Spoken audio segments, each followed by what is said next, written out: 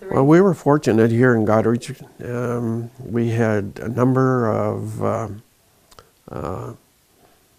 good hockey players at the time on the team, and we were on the ice all the time, all the time. After the intermediate game, we played till 1, 2 o'clock in the morning and scrubbed the ice with the old shovels, make sure it was clean for the manager, the arena manager, and he was happy and we were happy.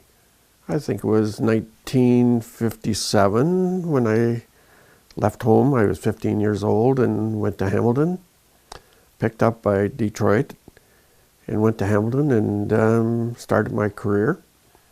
My parents weren't happy about me leaving home at 15, but I said I was going to play hockey, and I did.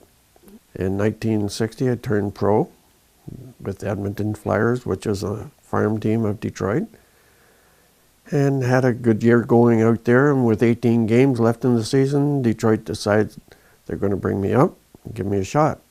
I didn't realize I had to fly out of Edmonton all night, and got in at game time. The police picked me up at the airport. I didn't know what was going on. I get to the arena. The game was just about ready to start when I'm coming on the ice.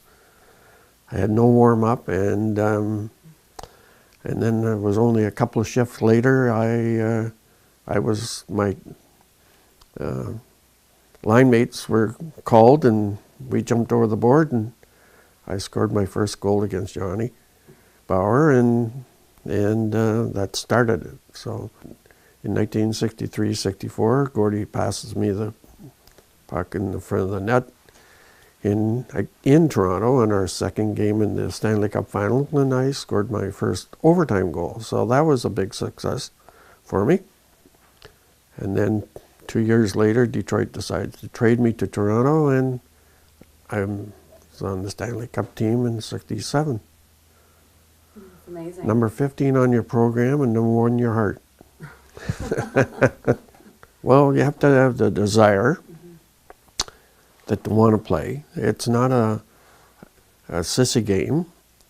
As you can tell by the way the kids are skating today, they come to play every night, and that's the way hockey is to be played.